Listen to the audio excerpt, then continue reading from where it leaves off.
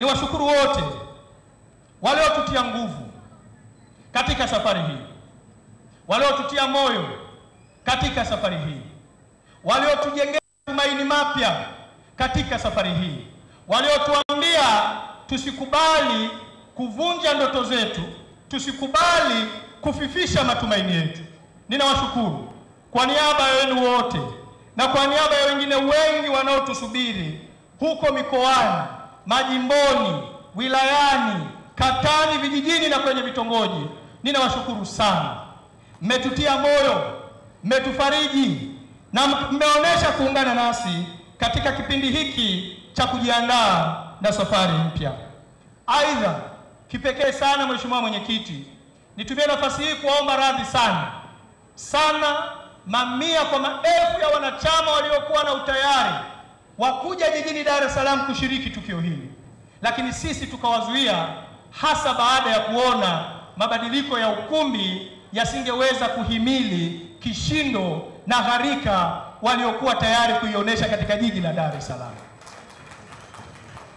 Mtakumbuka tukio letu hili lilipanga kulifanya Mlimani City baada ya kufanya tathmini ya kwamba ndio ukumbi mkubwa na wenye viwango toshelevu kwenye maono yetu na ndoto zetu. Bahati mbaya sana, ukumbi ule hatukuupata kwa tarehe tuliyokuwa tumeipanga, na hatukuipata kwa tarehe nyingine mbadala tuliyoitoa, na hatukuipata katika mwezi mzima huu wa Mei. Ukumbi umekuwa booked mpaka tarehe 29 mwezi huu wa 5. Hapo tulilazimika kutafuta njia mbadala, na ndipo tukatafuta ukumbi huu wa Ubungo Plaza. Mabadiliko hayo yalitufanya tuongeze nguvu ya kuwashawishi wanachama wetu wasifike kwa wingi Dar es Salaam kwa sababu hatutakuwa na pa kuwaweka. Lakini wapo waliokataa, wakasema tuko tayari, Ubungo Plaza tunapajua, tutakaa barabarani, tutakaa kwenye bustani, tutakaa kwenye maegesho ya magari, lakini lazima sisi tufike tuhesabiwe katika siku za awali kabisa za mwanzo wa safari yetu mpya. Ndio maana hali iko hivi, ndani kumejaa, nje kumetapika, ili mradi ni raha tupu, na hakika leo ni siku ya furaha kubwa sana. Kwa hiyo niwaombe radhi sana wale waliotukubalia kwamba wasije Dar es Salaam, na tukawaahidi tutawafuata mikoani, na ndio sababu iliyotufanya tuzungumze na wenzetu wa Azam Media pamoja na kituo cha televisheni cha ITV ili kurusha matangazo haya mubashara, kwa sababu tunajua maelfu kwa maelfu ya walio tayari kufika Dar es Salaam kwenye siku ya leo tuliwazuia. Hatukutaka tuwanyime na haki ya kuona kila kinachoendelea mubashara, ndio sababu ya kuamua kurusha matangazo yetu haya moja kwa moja.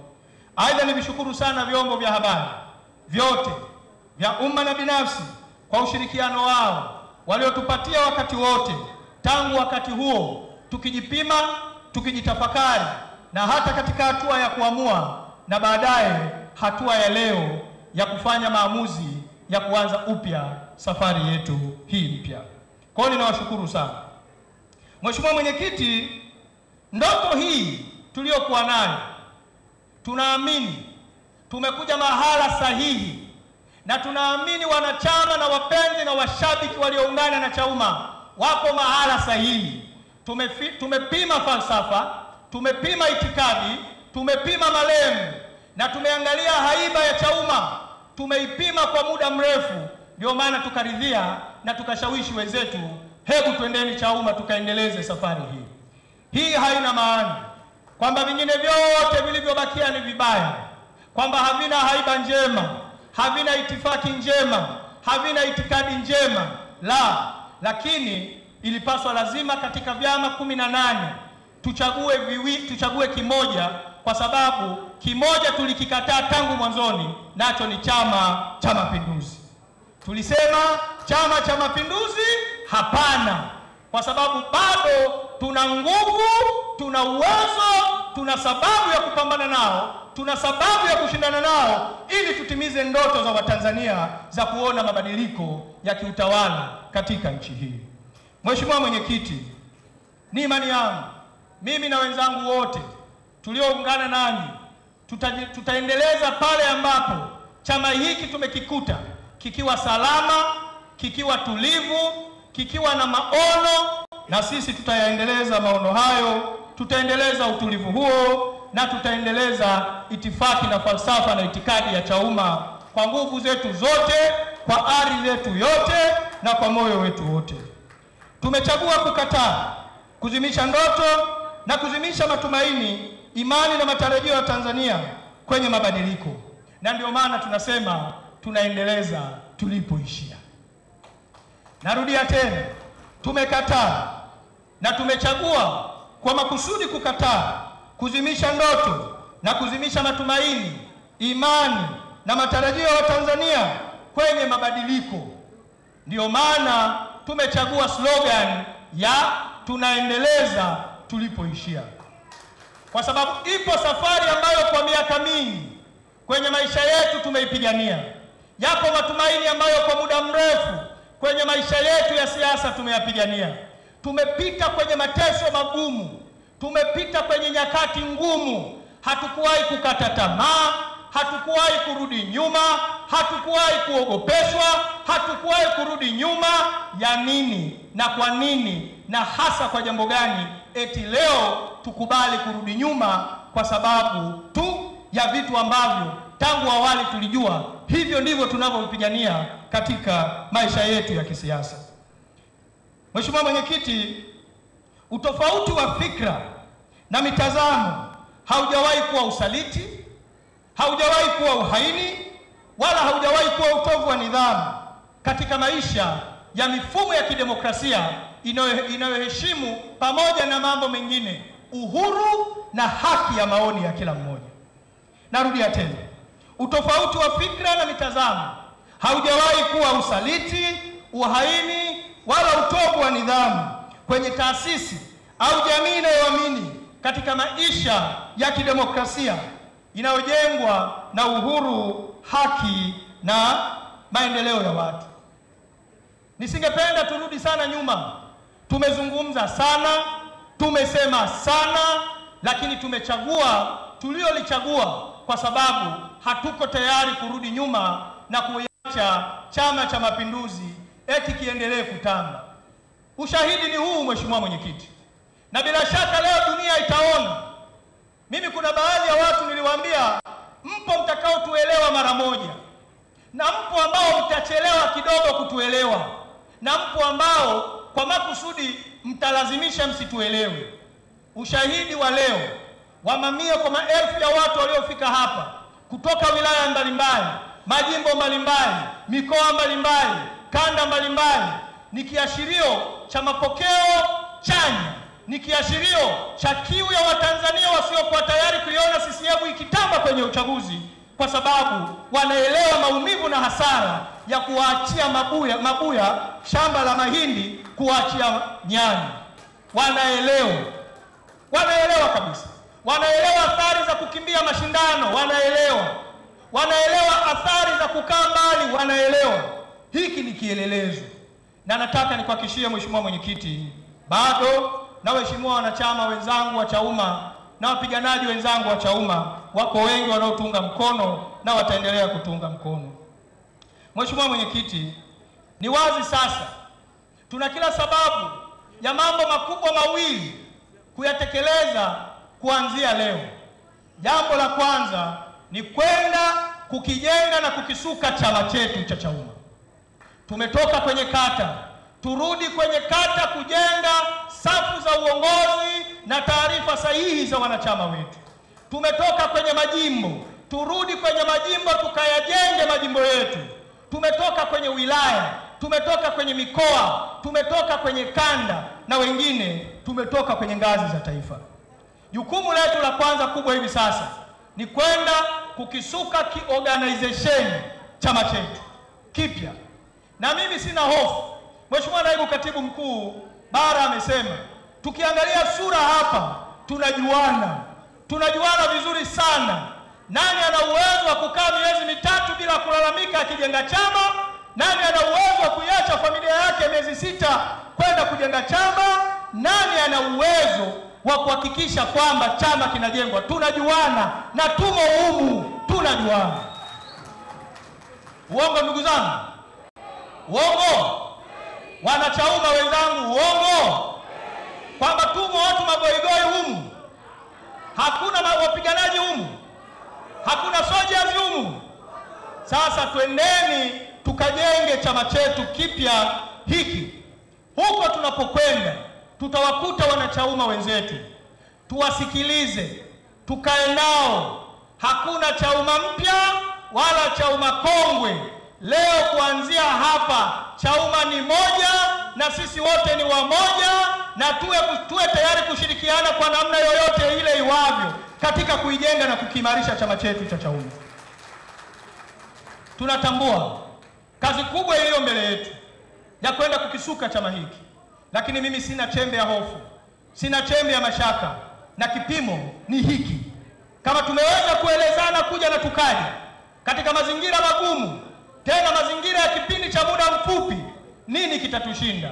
Wapi hatupajui? Wapi hatujafika? Wapi hatujui passcode yake? Nini tufanye chama hiki kiweze kuwa imara? Wapi hatujui? Mheshimiwa Mwenyekiti, ninapotoa maelekezo haya ya kwenda kukisuka chama, ninatoa kwa kujiamini kweli kweli. Yaani ninatoa kwa kujiamini kweli kweli. Ndani ya mwezi mmoja ninaamini tutaona mabadiliko makubwa ya Chauma ikiibwa kila kata, kila jimbo, kila wilaya, kila mkoa na kila taifa. Sina chembe ya mashaka, kwa sababu tunajua, kwa sababu tunafahamu, na kwa sababu tunayo ari, tunayo nguvu, tunayo shauku, tunayo kiu ya kufanya hivyo, ile tuliyokuwa nayo miaka 10 iliyopita, miaka 15 iliyopita, miaka 20 iliyopita. Na ndio maana tunasema tunaendeleza tulipoishia, kwa sababu tunajua wapi tulipoishia.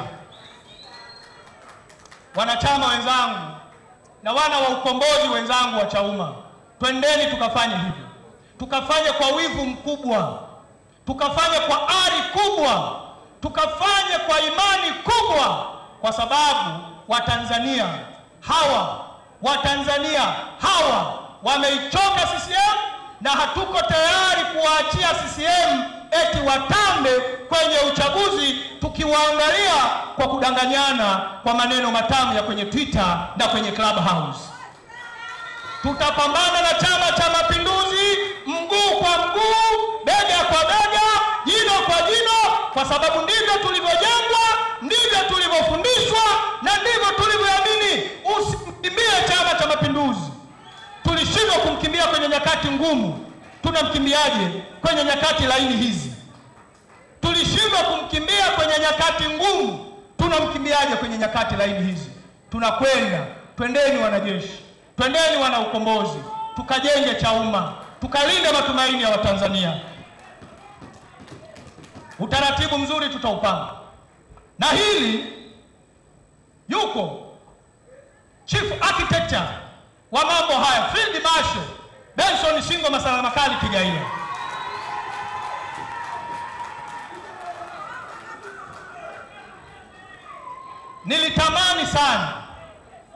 Nilitamani sana tuendelee kucheza winga mbili kushoto na kulia, tukipanda na kushuka, namba 7 mimi namba 11.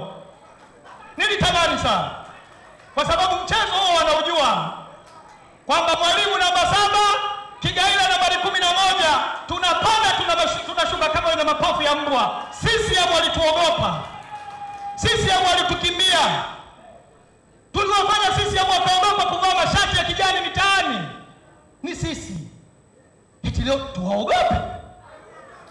Eti leo tuanze kupambana nao kwenye Clubhouse? Tuanze kupambana nao kwenye maneno laini? Hayo tutawaachia waimba tarab, hayo tutawaachia wasanii, hayo tutawaachia wasingeli waimbe vimaneno. Sisi tutapambana tukiwa uwanjani, mtanange.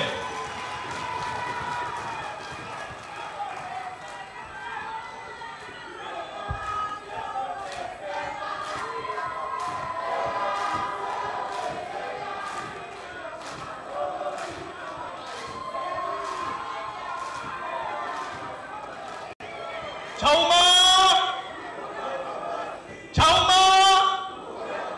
Nguvu ya umma. Tuogope. Tulifikishwa mahala hapa, tulikuwa tunaangaliana hivi, hujui kesho yako ikoje, lakini unatoka unapambana na Chama cha Mapinduzi na unarudi ukiwa salama. Tushindwe leo? Kuna wakati hapa tulikuwa tunatembea na barua za dhamana polisi hapa. Maana kila wakati wewe utaitwa tu polisi na kesi ni moja, uchochezi. Tulitembea hapa, hatukuogopa mitutu ya bunduki, hatukuogopa vitisho, hatukuogopa uchawi, hatukuogopa kila aina. Tulisimama vijana sisi kulinda heshima ya taifa letu kwa wapigania wa Tanzania. Leo turudishwe kwenye Clubhouse, leo turudishwe kwenye Twitter, leo turudishwe kwenye mistari vya kutiana matumaini, huku tukiona matumaini ya Watanzania yanafifishwa. Waswahili wanasema utamu wa uongo uliotangulia kamwe hauzuii ukweli kudhihiri. Ukweli utadhihiri na umeanza kudhihirika leo. Nini Watanzania wanakitaka? Uongo ndugu zangu. Majeshi yaliyotoka haya kila jimbo, kila wilaya, kila mkoa punda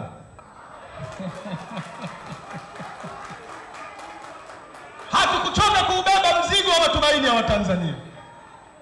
Hatukuchoka kuyabeba matumaini ya Watanzania. Tuko tayari kwa mapambano. Hii ni kama mwanajeshi aliyejeruhiwa akavua combat, akabadilisha combat, akarudi kuipigania nchi yake. Na sisi tunasema aluta! Aluta! Aluta!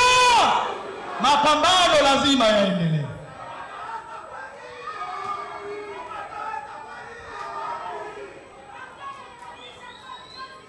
Ndugu zangu, ninawaomba sana. Ninawaomba. Tunashiriki uchaguzi mkuu Chauma. Tunashiriki uchaguzi mkuu Chauma. Na kuna watu hapa, ili jeshi limekile nikiliangalia hili, mzee wa Ubwabwa hili, mheshimiwa mwenyekiti, ili jeshi hili kila nikiangalia eti wanaweza wakaruhusiwa. Ninawaambia CCM waruhusuni wenzetu waje, tutawachapa na wao. Hatutowaogopa, tutawachapa. Tuko tayari kupambana na yeyote. Tutashiriki uchaguzi. Hilo ni jambo la pili. La kwanza, tukasuke chama. La pili, tukakiandae chama kwa ajili ya uchaguzi mkuu, kwa sababu tunakwenda kushiriki uchaguzi. Tutaweka wagombea kwenye kata zote 1379 za nchi hii. Tutaweka, ninawahakikishia tutaweka wagombea. Tutaweka wagombea kwenye majimbo yote 264 ya awali na majimbo 8 yaliyoongezwa. Tunakwenda kuweka wagombea wakalinde haki za Watanzania, wakayalinde matumaini ya Watanzania, wakawe sauti za wanyonge, wafanyabiashara, wakulima, wavuvi, wafugaji, wafanyakazi wa umma, wafanyakazi wa sekta binafsi na makundi mengine mbalimbali kwenye jamii. Wanahitaji watu wa kuwasemea, na kazi ya kuwasemea watu wanaonyimwa haki zao haijawahi kuwa nyepesi katika maisha haya, wala haijawahi kutegemea maneno matamu. Yanategemea ujasiri na utayari wa watu kushuka na kuwa mstari wa mbele kuwasemea watu wenye mahitaji mbalimbali. Tutakwenda kuweka wagombea, na ninataka niwatangazie rasmi kwamba wale wote wenye nia ya kugombea nafasi za udiwani, nafasi za ubunge na hata nafasi ya urais kupitia Chama cha Ukombozi wa Umma wajiandae, watangaze nia zao, na utaratibu rasmi siku si nyingi unakuja namna gani nia zao hizo zitapokelewa, maombi yao hayo yatashughulikiwa na hatimaye kupeperusha bendera ya Chauma kwenye uchaguzi mkuu ujao. Twendeni tukawaambie na wenzetu ambao hawakufanikiwa kufika hapa kwamba treni imewashwa Dar es Salaam huko, na treni inashuka mlima, haipandi mlima, inateremka, iko Kitonga, inashuka mlima. Waungane na sisi, wawe tayari kutuunga mkono kwa namna yoyote ile, ama kwa kugombea ama kutupokea. Watusaidie maji ya kunywa, watusaidie chakula, watusaidie mafuta, watusaidie maspika, watusaidie pikipiki, watusaidie usafiri, kwa sababu tumechagua tulioyachagua, kwa sababu hatutaki matumaini yao yazimwe, hatutaki ndoto zao zizimwe. Ndugu zangu, nataka niwaambie, tutashiriki uchaguzi huu kwa kishindo, tena kwa kishindo kweli kweli. Nataka niwahakikishie tutashiriki uchaguzi kwa kishindo, tena kwa kishindo kweli kweli, kwa sababu tunaamini, tunaunga mkono. Hatuko tayari kuiacha CCM ipite bila kupingwa. Hatuko tayari. Hiyo ni dhambi kubwa ambayo sisi vijana tuliokubali kuipigania nchi hii kwa jasho na damu, tuliokubali kupoteza maisha yetu kwa sababu ya kupigania nchi hii, eti tuiache CCM leo madiwani wake wapite bila kupingwa au bila ya ushindani madhubuti, wabunge wake wapite bila kupingwa au bila ushindani madhubuti, kwa sababu tu eti tunadai mabadiliko. Tunakubaliana kudai mabadiliko, tutaendelea kuyadai mabadiliko, lakini wasipobadilisha, wasipoleta mabadiliko, wasipoleta sasa, tutapambana nao na tuko tayari kwenda kuyaleta sisi baada ya uchaguzi mkuu. Kwa hiyo ninawaomba sana tuwe tayari kutangaza nia zetu, na siku zijazo, siku chache sana zijazo, kamati kuu ya chama chenu pendwa itakutana na itatoa utaratibu wa namna gani mchakato mzima utakavyokwenda, na hii ni pamoja na viti maalum. Na niwaambie, hakutokuwa chauma na kiti maalum cha kubebana bebana, hakipo. Twende tukafanye kazi na kila mmoja apimwe kwa kazi yake. Hiyo ndiyo njia pekee tutakayoifanya chama hiki kubaki kuwa na heshima baada ya Oktoba 2025. Kwa tunakwenda. Ndugu zangu, nataka niwaambie, nihitimishe tu. Leo sio siku sana ya kuzungumza kwa sababu mengi yanakuja. Nihitimishe kwa mambo makubwa matatu.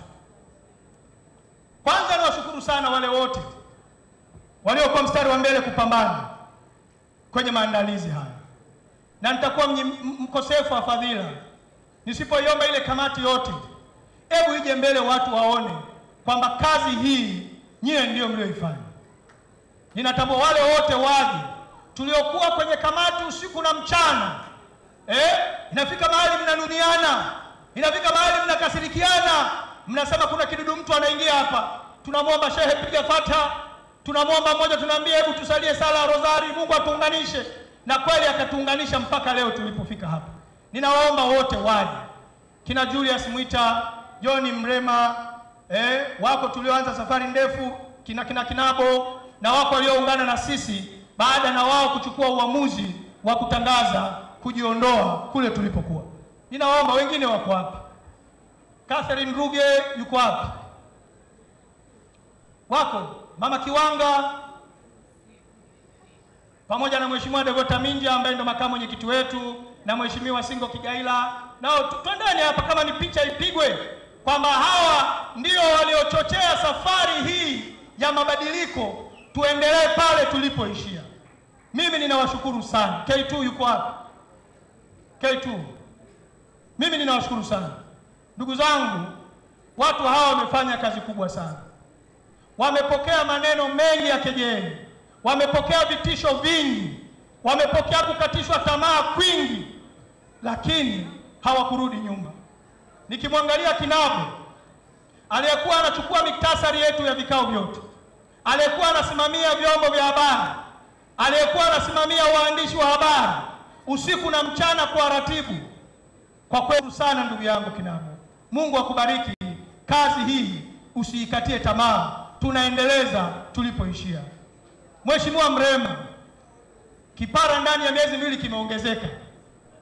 Tulikotoka tulikuwa tunamuita mzee kipara, lakini naona huko kipara kimeongezeka.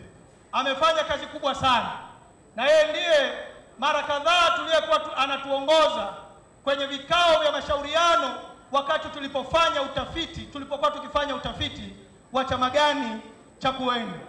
Nakushukuru sana Mheshimiwa Mrema, umefanya kazi kubwa sana. Mheshimiwa Hadija Mwago, Mungu akubariki sana. Umesimama imara kama mwanamke, ukapambana usiku na mchana, ukawa unatutia moyo. Na kwenye timu yetu ilikuwa ikifika mahali ulikuwa unaniambia, mwenyekiti, nadhani njaa hapa, hebu tupige simu tuletewe chakula, na tukiletewa chakula tukila nguvu inarudi, tunaendelea kufanya kazi. Ninakushukuru sana dada yetu Hadija Mwago. Mzee wa Segerea, Patrick Yasenga, ninakushukuru sana. Kazi uliyoifanya kwenye kamati hii ni kubwa sana. Mungu akubariki sana.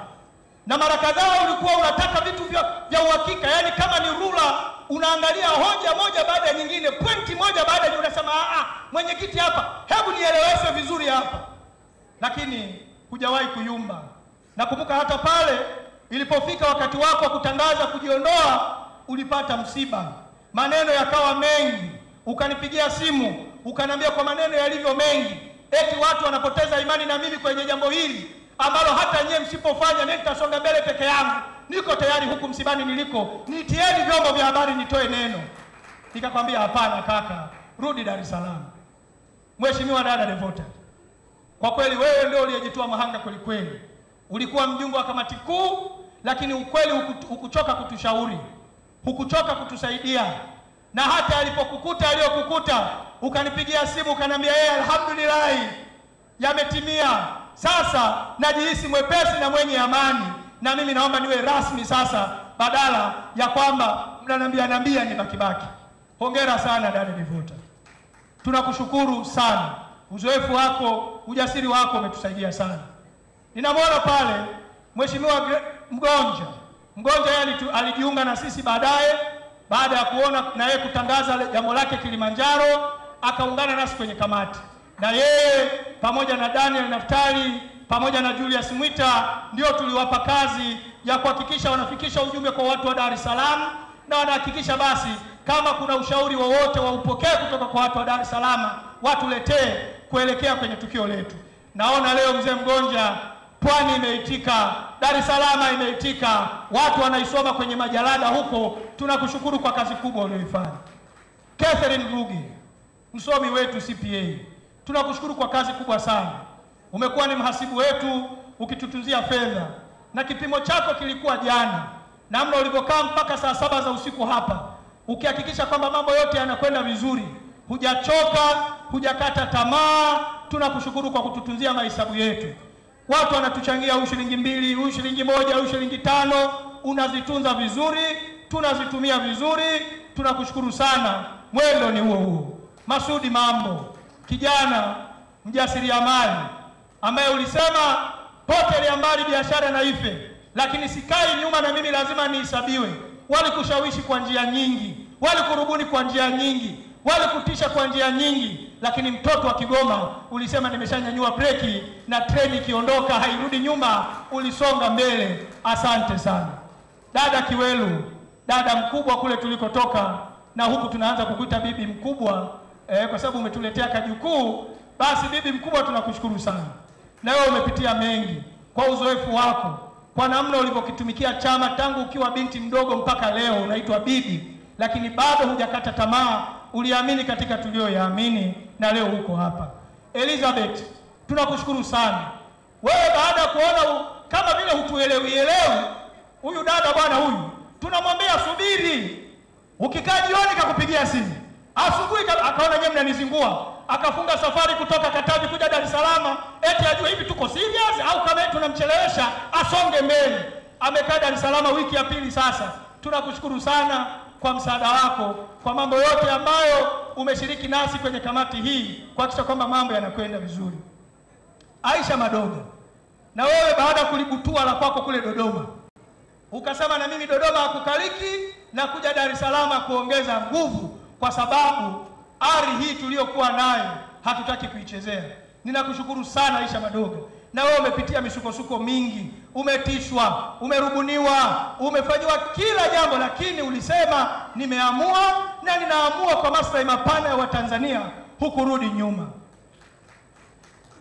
Nani huyu hapa? Shadi, tunakushukuru sana. Tunakushukuru kwa namna ambavyo umekuwa kiunganishi kizuri na wanawake wa kanda ya Pwani. Umezungumza nao, umewashawishi vizuri, umekaa nao vizuri, umewaeleza ukweli na wengi, na wewe mwenyewe ukao wa mfano kutoka mbele kwa ajili ya jambo hili. Tunakushukuru sana. Mama yetu, Mama Kiwanga, tukupe nini? Tukupe nini wewe mama? Mungu akubariki sana. Kwa umri wako, mama alikuwa anacheza miguu yote miwili. Asubuhi yuko kwenye kikao, jioni SGR yuko kanda ya kati. Asubuhi SGR karudi kwenye kikao, jioni SGR yuko kanda ya kati. Wewe mama, wewe tusipokuona Mungu atakuona. Yaani kwa kweli ninakushukuru sana kwa kazi kubwa uliyoifanya kutushauri.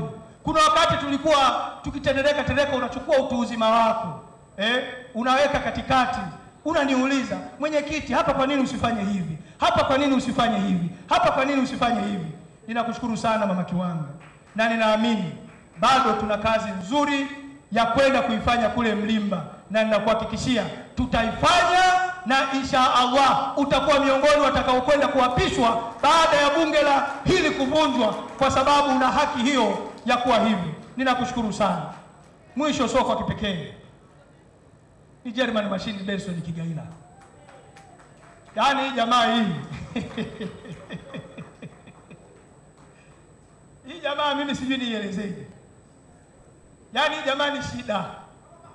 Yaani mambo gani tena? Hapa red imetawala. Angalia nyekundu ilivyotawala hapa.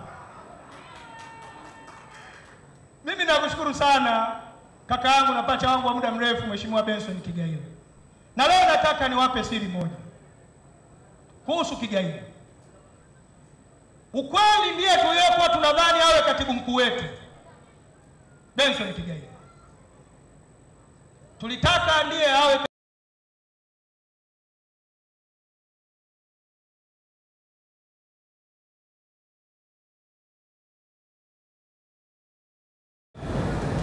mshauriane.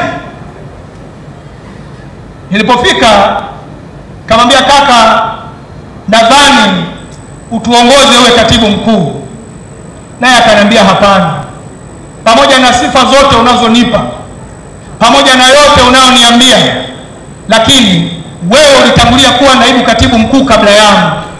Wewe ni senior kuliko mimi. Niko tayari kupokea maelekezo kutoka kwako, na naomba hili tusijadiliane. Kuwa katibu mkuu, nipangie kazi nyingine mimi, wewe utakaona inafaa. Sijui wangapi wangeweza kuwa na moyo wa aina hiyo, lakini Kigaila amecheza kweli kweli, na amecheza kwa kweli, na yeye kama mama Kiwanga amecheza miguu yote miwili, kushoto na kulia. Kigaila alikuwa anasafiri usiku na mchana, alikuwa anapanda na kushuka milima mvua na jua, ili kuhakikisha kabisa ndoto yetu haifi. Mimi ninakushukuru sana Mheshimiwa Kigaila, tena ninakushukuru sana tena sana. Mungu akubariki, Mungu akuzidishie, lakini kama tulivyokubaliana tunaendeleza tulipoishia. Kwa kweli ninawashukuru wote, kama ambavyo equally ninawashukuru viongozi waliotupokea wa Chauma. Ninawashukuru sana. Mungu awabariki timu nzima hii. Kwa kweli sina kitu chochote cha kuwapa zaidi ya kuambia asanteni. Mlinichagua kuwa mwenyekiti wa kamati hii kwa upendo mkubwa tu, kwamba naibu Zanzibar tuongoze, wewe ndio utakayekuwa mwenyekiti. Pale ambapo tulikwaruzana, mimi ninaomba mnisamehe.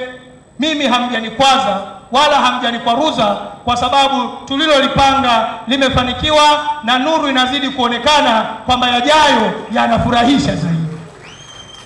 Kwa hiyo ninawashukuru sana, mnaweza mkarejea kwenda kuketi. Ndugu zangu, ninawashukuru sana wadau mbalimbali. Kufika hapa sio kwa nguvu zetu peke yetu, lakini faraja pekee tulionayo, wako watu wengi wanaounga mkono mageuzi katika nchi hii, wanaotuelewa. Wako waliotuchangia fulana,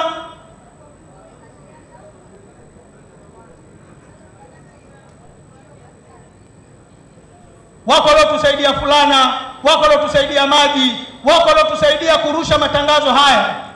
Kuna mtu alitufuata juzi akatuambia, nyewe mna tukio kubwa, nasikia mnajipangaje? Tukamweleza, akasema hamwendi live. Tukamwambia ndio, hatuna uwezo. Akasema nendeni, nitalipa. Nendeni live, nitawalipia. Hilo jambo ni kubwa, waonesheni wa Tanzania. Kwa hiyo tunawashukuru sana. Tunawashukuru wote waliotutia moyo. Tunawashukuru wote ambao wamekuwa wakituombea dua. Tunawashukuru wote ambao sala na maombi yao wameelekeza kwetu katika kipindi hiki kigumu, na tunawaomba waendelee. Tuna jeshi letu la mapokezi. Kuna kamati iliyokuwa inaongozwa na Mheshimiwa Kigaila. Wale vijana kina Elia, kina Ismail Kangeta, kina Chiduo, kina Doris Mpatili na wenzenu. Kama mpo na nyinyi njooni, watu waone kazi kubwa mlioifanya usiku na mchana. Mliondoka kwenye majumba yenu mkaacha familia zenu wiki nzima, mpo Dar es Salaam kwa ajili ya kazi hii. Karibu kina Esther Fulano, Lilian Kimei, wapiganaji wengine wako nje, kina Chiduo, kina nani, ninaomba wako wengi, kina Kangeta. Hawa walijitoa na wameamua kuwa Dar es Salaam kwa zaidi ya wiki. Kwandu ninakushukuru sana Simiu, Mageni nakushukuru sana kule Iringa, Kimeki, Lilian nakushukuru sana huko kaskazini. Kwa kweli mmefanya kazi kubwa sana. Erasto yuko wapi? Mzee wa logistic. Karibu bwana. Huyu ndio mzee wa logistic kutoka Katavi.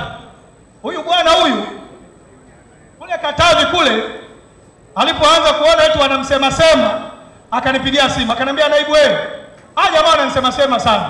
Nikamwambia tulia. Siku ya kwanza ya pili naona kwenye mitandao kajiuzulu katibu mkuu wa mkoa. Huyu alikuwa ni katibu wa mkoa. Namwambia kwa nini? Anasema nataka niwe huru. Hii ngoma nicheze nikiwa huru, hadharani watu wanione kwamba mimi siko tena chama hicho, kwa sababu siamini wanakotupeleka. Akajiuzulu kabla ya muda. Salma Sharif, Elia, ninakushukuruni sana kwa kweli. Mungu awabariki. Mmefanya kazi kubwa sana. Karibu sana. Mimi ninawapenda sana. Mmefanya kazi hii kwa uaminifu na uadilifu mkubwa sana. Na nafikiri mliwaona wakati mliokuwa mnakuja jana, leo, juzi, ndio waliowapokea. Mpaka usiku mnene walikuwa hapa wakipokea wajumbe, wakihakikisha logistics zote zinakaa sawa chini ya Mheshimiwa Kigaila kwenye upande wa operation na Catherine Ruge kwenye masuala ya fedha. Ninawashukuru sana wapiganaji. Aluta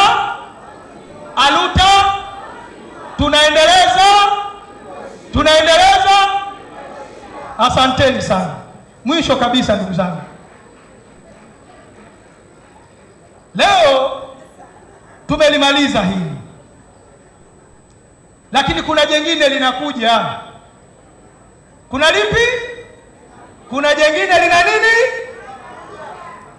Sisi tumewaambia ngoma haichezwi kwenye mitandao. Inachezwa wapi?